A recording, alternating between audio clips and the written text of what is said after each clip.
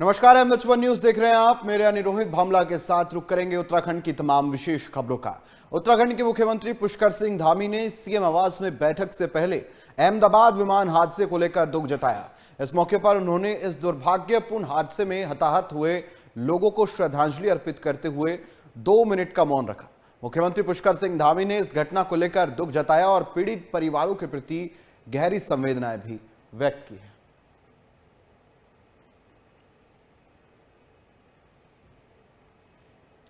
तो बता दें आपको कि मुख्यमंत्री पुष्कर सिंह धामी ने सीएम आवास पर इस बीच बैठक के से पहले अहमदाबाद विमान हादसे को लेकर दुख जताया है। इस मौके पर उन्होंने इस दुर्भाग्यपूर्ण हादसे में हताहत हुए लोगों को श्रद्धांजलि अर्पित करते हुए 2 मिनट का मौन रखा है। मुख्यमंत्री पुष्कर सिंह धामी ने इस घटना को लेकर दुख जताया और पीड़ित परिवारों के प्रति गहरी संवेदनाएं भी व्यक्त की है।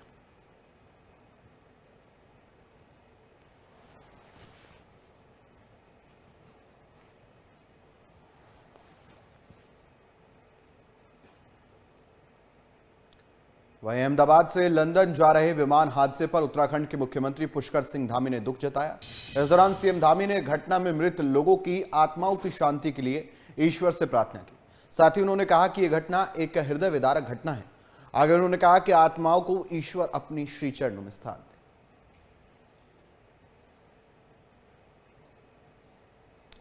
तो बता दें मुख्यमंत्री पुष्कर सिंह धामी ने अहमदाबाद से लंदन जा रहे विमान हादसे पर दुख जताया है। इस दौरान उन्होंने घटना में मृत लोगों की आत्माओं की शांति के लिए ईश्वर से प्रार्थना की है। साथ ही उन्होंने ये कहा है कि ये घटना एक हृदय विदारक घटना है और बताया कि उन्होंने ये भी कहा कि आत्माओं को ईश्वर अपनी श्री चरणों में स्थान दे, जगह दे और शांति भी।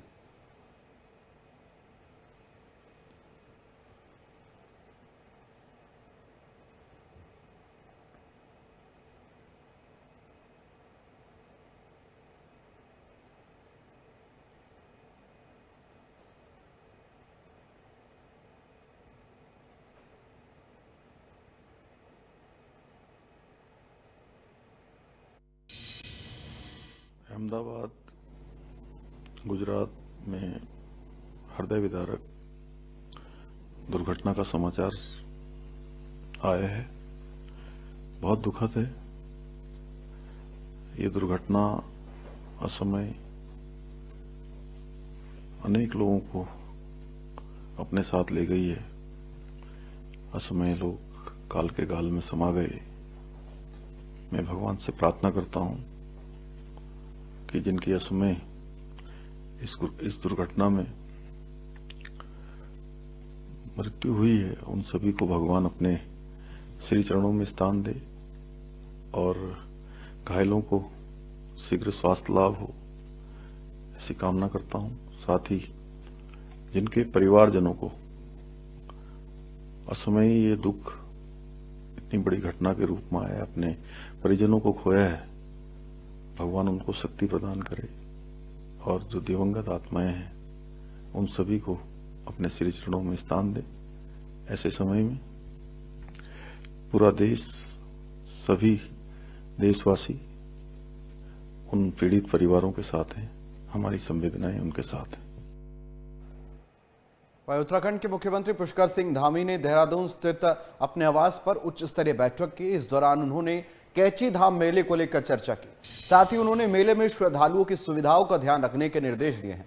इसके साथ ही उन्होंने अधिकारियों को जरूरी दिशा निर्देश भी दिए हैं। सीएम ने कहा कि हर साल कैची धाम मेले में श्रद्धालुओं की संख्या बढ़ती है। उन्होंने श्रद्धालुओं की सुरक्षा को ध्यान में रखते हुए प्रबंध करने के भी इस बीच निर्देश दिए।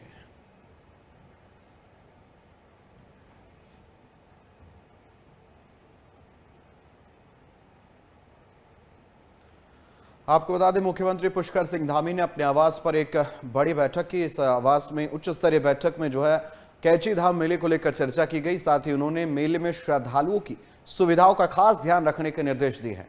साथ ही उन्होंने अधिकारियों को जरूरी दिशा निर्देश दिए हैं। सीएम ने कहा कि हर साल कैची धाम मेले में श्रद्धालुओं की संख्या बढ़ती है। वहीं उन्होंने श्रद्धालुओं की सुरक्षा को ध्यान में रखते हुए प्रबंध करने के भी इस बीच निर्देश दिए हैं।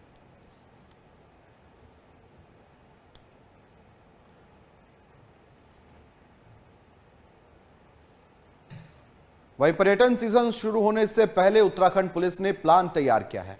तो वहीं पुलिस प्लान के तहत जाम की स्थिति में सुधार देखने को मिलेगा। साथ ही वाहनों का जाम जो है उसको लेकर आईजी गढ़वाल स्तर से समीक्षा की जा रही है। साथ ही आईजी गढ़वाल ने सभी थाना प्रभारियों को निर्देश दिया है कि इस दौरान उन्होंने बताया भी है कि चारधाम यात्रा और पर्यटन सीजन के चलते उत्तराखंड में अत्यधिक वाहन आ रहे हैं, जिसके चलते जाम की स्थिति उत्पन्न हो रही है। फिलहाल जाम को देखते हुए समीक्षा की जा रही है और आगे के जो कार्य है उनको लेकर पहले ही बैठक की जा रही है, ताकि किसी भी तरह की स्थिति से जो है निपटा जा सके और ट्रैफिक मैनेजमेंट को जो है और बेहतर किया जा सके।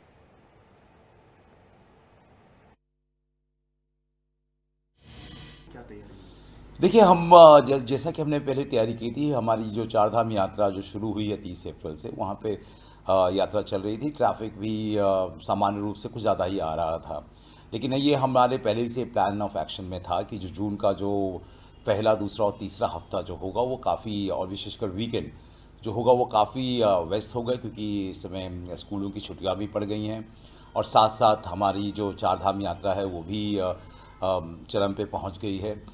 तो इसके लिए हमने शुरू में ही प्लान ए, प्लान बी और प्लान सी ट्रैफिक प्लान हमने समस्त डिस्ट्रिक्ट्स को हमने जारी कर दिए थे। प्लान ए में था कि सामान्य रूप से अगर जो ट्रैफिक आता है उसको सामान्य रूप से किस तरह से करें। प्लान बी में था डाइवर्जन का, और प्लान सी जो अगर पर्यटकों की संख्या बहुत ज़्यादा गाड़ियों की बढ़ गई तो उसमें हम कौन सा विशेष प्लान लागू करेंगे। तो अभी हमने इस वीकेंड में प्लान सी को लागू किया, जिसमें कि हरिद्वार से ही हमने तो अभी आपने सुना आईजी गढ़वाल को, जिन्होंने बताया कि किस तरह की तैयारी जो है की जा रही है। ऐसी खबर पर तमाम जानकारी के लिए मनीष डोंगवाल हमारे सहयोगी हमारे साथ जुड़े हुए, उनका रुख करेंगे। मनीष, अब त्योहारी सीजन है, आगे पर्यटन का सीजन जो है वो चल रहा है और इसी सीजन में हम देख रहे हैं कि उत्तराखंड की तरफ श्रद्धालुओं ने आगमन कर दिया। यात्री भी हम कह सकते हैं, श्रद्धालु भी हम कह सकते हैं, क्योंकि एक तरफ श्रद्धा का भाव भी, दूसरी तरफ फिलहाल मौसम जो है वो उस तरफ भी रुख कर रहे हैं लोग, उत्तराखंड में पहाड़ों की तरफ जो है जा रहे हैं। इसी को लेकर बड़ी बैठक की गई है पुलिस व्यवस्थाओं को लेकर। क्या कुछ इस बैठक का निष्कर्ष रहा और क्या स्थिति जो है सुधार करने के लिए क्या कुछ रोडमैप जो है वो बनाया जा रहा है? देखिए, बिल्कुल जिस तरीके से उत्तराखंड में एक तरफ जहां चारधाम यात्रा चल रही है, वहीं दूसरी तरफ श्रद्धालु तो उत्तराखंड पहुंच ही रहे हैं, लेकिन पर्यटक भी जो है वो बड़ी तादाद में उत्तराखंड पहुंच रहे हैं। खासकर अगर मसूरी, नैनीताल की बात करें तो वहां पर भी बड़ी तादाद में पर्यटक पहुंच रहे हैं और उत्तराखंड के जो अन्य पर्यटक स्थल हैं वहां पर भी जो है वो पर्यटक पहुंच रहे हैं। लिहाजा कई जगहों पर जो है वो जाम की स्थिति जो है वो मुसीबत बन जाती है, और खासकर वीकेंड की बात करें तो वीकेंड पर जो है वो कई जगहों पर जाम की जो है वो मुसीबत जाम बन रहा है। तो उसी को देखते हुए जो ये बैठक की गई और बैठक में जो है निर्देश दिए गए हैं कि यातायात प्लान को बेहतर किया जाए, ताकि ज्यादा लोगों को दिक्कतें का सामना न करना पड़े। जो पर्यटक तो श्रद्धालु उत्तराखंड पहुंच रहे हैं उन्हें ज्यादा दिक्कतोों का सामना न करना पड़े, क्योंकि कई बार देखने को मिल रहा है, पिछले हफ्ते नैनीताल में भी देखने को मिला था कि जाम की स्थिति से कई जगहों पर जो है पर्यटक घंटों लाइन में लगे थे। इसी तरीके से रामनगर में भी यही स्थिति थी। तो पहाड़ में भी जो है कई जगहों पर इस तरीके की स्थितियां उत्पन्न हो रही हैं जाम की। तो इसलिए ये बैठक की गई और निर्देश दिए गए हैं कि यातायात प्लान को बेहतर तरीके से लागू किया जाए। जी मनीष, फिलहाल हम देख रहे हैं चारधाम यात्रा एक तरफ है, दूसरी तरफ हम देखने वाले कि आगे अब कैंची धाम में मेला लगने वाला है। इसको लेकर उत्तराखंड प्रबंधन बोर्ड जो है लगातार बैठकों का दौर जारी है, क्योंकि सबसे बड़ी जो परेशानी है वो सभी को पता है कि पार्किंग की बड़ी परेशानी होती है, और दूसरी तरफ हम देखते हैं कि सड़कों पर जाम बहुत लंबा लग रहा है। इसको लेकर कोई रूट डाइवर्जन प्लान जो है वो खास बनाया जा रहा है इस सीजन के चलते, या भी उसको लेकर चर्चा होनी बाकी है?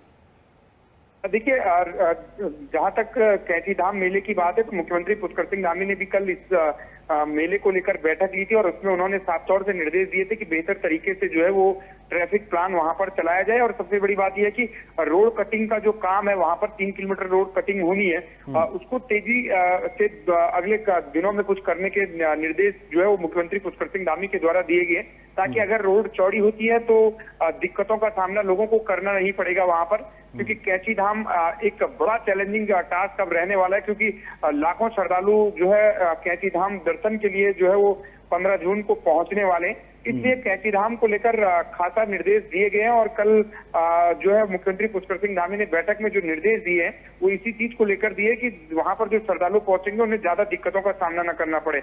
और अब जिस तरीके से कैंचीधाम एक तीर्थ स्थल के रूप में उभर कर आया है और बड़ी संख्या में श्रद्धालु वहां पर पहुंच रहे हैं, तो जो जिलाधिकारी है नैनीताल की, उन्होंने भी एक सुझाव दिया है कि टोकन सिस्टम के तहत दर्शन जो है वो कैंचीधाम में किए जाएं, यानी कि रजिस्ट्रेशन पहले जो है वो कैंचीधाम पहुंचने वालों का किया जाए, यानी कि जो भीड़ है नियंत्रण करने के लिए जो है वो रजिस्ट्रेशन किया जाए ताकि सीमित भीड़ ही कैंचीधाम में पहुंच सके और ज्यादा दिक्कतों का सामना श्रद्धालुओं को वहां पर न करना पड़े। इसलिए तमाम जगह इस तरीके के जहां पर भी दिक्कतें आ रही हैं ट्रैफिक मैनेजमेंट को लेकर, वहां पर अब सरकार इस चीज को लेकर कैरिंग कैपेसिटी को लेकर प्लान कर रही है कि ताकि जो श्रद्धालु पहुंचे उन्हें ज्यादा दिक्कतों का सामना वहां पर ना करना पड़े। जी बिल्कुल मनीष, अब सबसे बड़ी समस्या यात्रा के दौरान जो आती है उत्तराखंड में, वो सबसे बड़ी भूस्खलन की समस्या है कि कभी भी पहाड़ों से जब सड़क जो है खिसक जाती है तो एक बहुत बड़ा जाम जो है वो देखने को मिल जाता है और समय लग जाता है उस रोड को ठीक करने के लिए। इसको लेकर आईजी स्तर पर कोई तैयारी की जा रही है? क्योंकि सबसे बड़ी परेशानी हम देखते हैं कि इस सीजन में रोड जब बंद हो जाता है तभी होती है, तो उसको लेकर क्या प्लानिंग की जा रही है? देखिए, रोड प्लानिंग को लेकर पीडब्ल्यूडी विभाग ने भी तैयारियां शुरू कर दी है, क्योंकि मानसून पहुंचने वाला है। मानसून पहुंचने के बाद जो है वो सड़कें लगातार बाधित होती रहती हैं उत्तराखंड के पर्वतीय क्षेत्रों में। तो जो जोन बनाए गए हैं जहां पर ज्यादा भूस्खलन होता है उनके नजदीक जेसीबी तैनात किए गए हैं और जगह जगह जो है वो पीडब्ल्यूडी विभाग जेसीबी तैनात कर देता है ताकि अगर कहीं पर सड़क बाधित होती है, भूस्खलन होता है, तो जल्दी से सड़क को खोला जाए और खासकर जो नेशनल हाईवे है वहां पर ज्यादा दिक्कतों का सामना तो नहीं करना पड़ता, लेकिन जो पर्वतीय क्षेत्र है जहां पर राज्य स्तरीय मार्ग है या जो गांवों को जोड़ने वाले मार्ग है वहां पर ज्यादा दिक्कतें लोगों को करनी पड़ती हैं। लेकिन व्यवस्थित तरीके से जो है वो मानसून आने से पहले ही जो बैठकें की जाती है, लेकिन देखना यही होगा कि आखिरकार जो मानसून आएगा किस तरीके से जो है वो दिक्कतें लोगों को जो करनी पड़ती है उससे निजात दिलाने के लिए जो प्रशासन है क्या कुछ काम करता है। क्योंकि हर साल मानसून से पहले तो ये दावे किए जाते हैं कि तैयारियां बेहतर हैं, लेकिन कहीं ना कहीं व्यवस्थाओं की पोल भी कई बार जो है वो मानसून के समय खुलती है। लेकिन अब देखना ही होगा प्रशासन किस तरीके से जो है तैयारियां पुख्ता किए हुए हैं। जी मनीष, इस बार मुख्यमंत्री ने भी कहा है कि इस बार भीड़ जो है वो अधिक जुटने की संख्या, चाहे वो हम मेले की बात करें या फिर हम क्योंकि पर्यटन सीजन भी है, दूसरी तरफ श्रद्धा का भी सीजन है, ऊपर से मानसून का सीजन सामने आ रहा है, तो हम कहें कि एक पीक जो है सीजन होता है उत्तराखंड के लिए। ऐसे में सबसे बड़ी जो परेशानियां हैं वो जाम की स्थिति ही होती है और उसी को काबू करने के लिए रोड प्लान आपने बताया कि होने वाला है, लेकिन संख्या बढ़ने वाली है। इसका मतलब यह है कि अभी तक जो प्लानिंग थी उससे हटके इस बार कुछ प्लानिंग करनी है पुलिस लाइन को, जिससे कि और बेहतर व्यवस्थाएं हो सके, क्योंकि इस बार ये अनुमान जताया जा रहा है कि अधिक संख्या में लोग वहां पहुंच रहे हैं। जी बिल्कुल, देखिए जिस तरीके से मुख्यमंत्री पुष्कर सिंह धामी ने एक आंकड़ा भी दिया था कि उत्तराखंड की जो जनसंख्या वो 1.5 करोड़ के लगभग अगर उसको माने और अगर पर्यटकों का जो आंकड़ा जोड़ा जाए तो कम से कम 9 करोड़ के आसपास जो पर्यटक उत्तराखंड में आते हैं साल भर। तो ये जो पूरा आंकड़ा जोड़ा जाए तो जो ये नियंत्रण करने के लिए कहीं ना कहीं व्यवस्थाओं जुटाने के लिए सरकार के सामने एक बड़ा चैलेंजिंग रहता है। तो इसीलिए सरकार अब इस दिशा में धीरे धीरे आगे बढ़ रही है और जो क्राउड उत्तराखंड में श्रद्धालुओं का या पर्यटकों का बढ़ रहा है उस हिसाब से व्यवस्थाओं को दुरुस्त करने को लेकर काम किया जा रहा है। तो उत्तराखंड सरकार की तरफ से देखें तो जो उत्तराखंड के लोग हैं उनके लिए तो व्यवस्थाएं बनाना ही है, लेकिन साथ साथ जो पर्यटक उत्तराखंड में आ रहे हैं, श्रद्धालु आ रहे हैं, उनके हिसाब से भी जो है वो प्लानिंग सरकार करने की बात कर रही है। लेकिन अब देखना ये होगा क्योंकि भविष्य के लिए भी जो है वो प्लानिंग सरकार को करनी है, क्योंकि पर्यटक प्रदेश के रूप में उत्तराखंड में बड़ी तादाद में पर्यटक आ रहे हैं, श्रद्धालु आ रहे हैं, तो उनके लिए व्यवस्थाएं बेहतर हों, इस दिशा में जो है वो सरकार काम करने की बात कर रही है। जी चलिए, बहुत बहुत शुक्रिया मनीष आपका तमाम जानकारी के लिए। तो फिलहाल जाम की स्थिति से सुधार पाने के लिए पुलिस लाइन में बड़ी बैठकें जो है वो जारी है। आईजी गढ़वाल स्तर से समीक्षा की जा रही है और रोड मैप जो है वो तैयार किया जा रहा है, किस तरह ट्रैफिक मैनेजमेंट को इस बार काबू में करें जाना है, क्या कुछ प्लानिंग उसको लेकर बनाई जा रही है। हरिद्वार में आगामी कावड़ मेले को लेकर पुलिस प्रशासन एक्शन मोड में है। इसी कड़ी में एसपी सिटी ने होटल व्यवसायियों और व्यापारियों के साथ अहम बैठक की। प्रशासन ने व्यापारियों से मेले के दौरान सहयोग की अपील की है ताकि कावड़ यात्रा शांतिपूर्ण और व्यवस्थित ढंग से संपन्न हो सके। वहीं बैठक में कुछ व्यापारियों ने अचानक बुलावे और अतिक्रमण के नाम पर हो रही कार्रवाई को लेकर नाराजगी भी जताई। व्यापारियों ने प्रशासन को भरोसा दिलाया कि वो हर साल की तरह इस बार भी सहयोग के लिए तत्पर रहेंगे।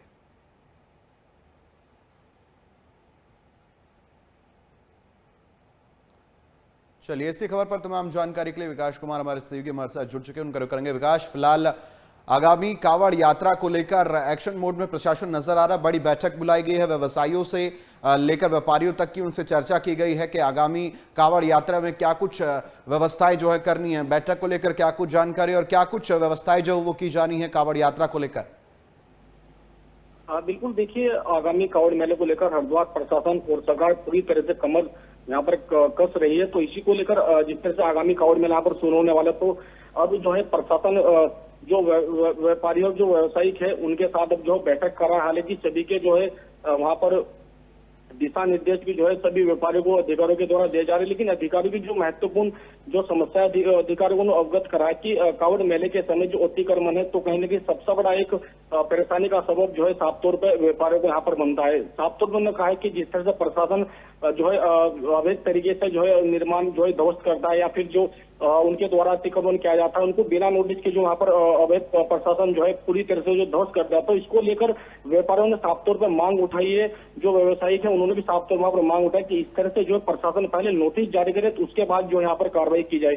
तो ऐसे में जो थोड़ी सी जो नाराजगी है साफ तौर पर व्यापारी और व्यवसायियों में यहाँ पर साफ तौर पर देखने को मिली, लेकिन प्रशासन ने साफ तौर पर उनको जो आश्वासन दिया कि इस तरह की कार्रवाई बिना नोटिस जारी किए नहीं की जाएगी। तो ऐसा में जो कावड़ मेले को लेकर लगातार जो प्रशासन है पूरी तरह से पर गंभीर है। उत्तराखंड सरकार की अगर हम बात करें तो उत्तराखंड सरकार पूरी तरह से पर जो है बैठक यहाँ पर जो है जोरों शोरों पर चली है। मुख्यमंत्री पुष्कर सिंह धामी के साफ तौर पर अधिकारियों को निर्देश है कि कावड़ मेला सकुशल संपन्न और किसी भी प्रकार की जो शिव भक्त हरिद्वार पहुंचे उनको जो है परेशानी का सामना न करना पड़े। इसको लेकर गंगा सभा के तमाम जो पदाधिकारी वो भी जो है पूरी तरह से अपनी तैयारियों में यहाँ पर जुट गए हैं ताकि आगामी कावड़ मेला सकुशल संपन्न हो सके।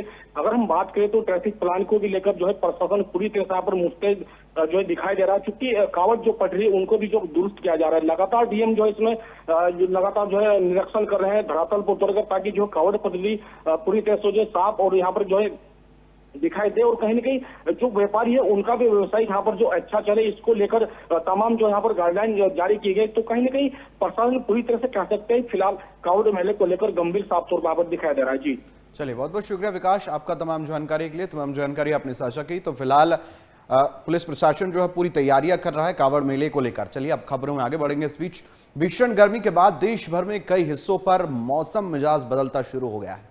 इसी कड़ी में हरिद्वार में भी बारिश हुई, जिसमें उमस भरी गर्मी से लोगों को राहत मिली। साथ ही तापमान में आई गिरावट के बाद तापमान में कटौती भी दर्ज। दरअसल मौसम विभाग की ओर से बारिश का पूर्व अनुमान लगाया गया और इसी के तहत अब हरिद्वार में बदला हुआ मौसम का मिजाज देखने को मिला है।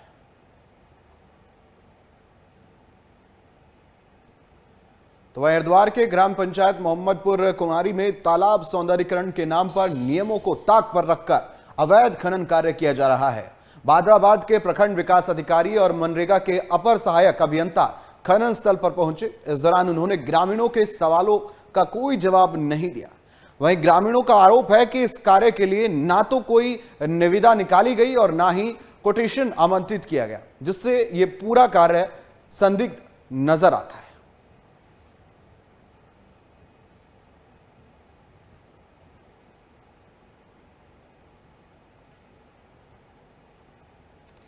वहीं हरिद्वार पुलिस की ओर से शरारती तत्वों पर लगाम लगाने के लिए ऑपरेशन लगाम चलाया गया है, जिसके तहत पुलिस ने 19 शरारती तत्वों को पकड़ा है और आरोपियों से पुलिस एक्ट के तहत 4750 रुपए भी वसूले गए हैं।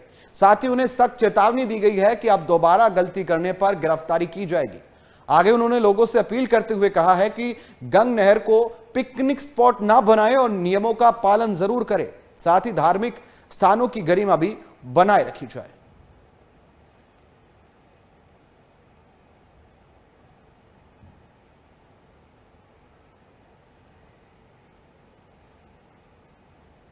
तो वहीं अल्मोड़ा में विकसित कृषि संकल्प अभियान के तहत विवेकानंद पर्वतीय कृषि अनुसंधान संस्थान की विशेषज्ञों और वैज्ञानिकों की 60 टीमों ने गांव-गांव जाकर किसानों से संवाद किया। इस दौरान टीमों ने किसानों को उन्नत कृषि तकनीकों की जानकारी दी है और उनकी समस्याओं को सुना है। संस्थान के निदेशक ने बताया कि अभियान के दौरान 424 गांवों में 6845 ग्रामीण किसानों से संपर्क किया गया। टीमों ने केंद्र और राज्य सरकार की योजनाओं की जानकारी भी साझा की है और किसानों की ओर से किए जा रहे नवाचारों और प्रयोगों की भी जानकारी जो है वो ली गई है।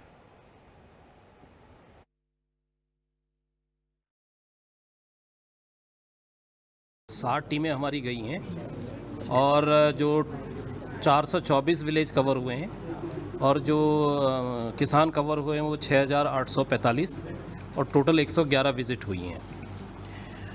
इसके अलावा इसमें जो मेन चीज़ें थी, जो इसका मुख्य उद्देश्य था अभियान का, वो ये था कि किसानों को नई तकनीकी को पहुंचाना, किसानों से फीडबैक लेना, चाहे वो तकनीकी के बारे में हो, चाहे आपके जो सरकार की, चाहे वो केंद्र सरकार है या राज्य सरकार की योजनाएं हैं उनके बारे में हो, और अगर किसानों ने कोई नवाचार किया है तो उसके बारे में बात करना, उनको मीडिया के थ्रू उसको सबके सामने लाना, और दूसरा जो शोध के लिए आपके उनका क्या फीडबैक है।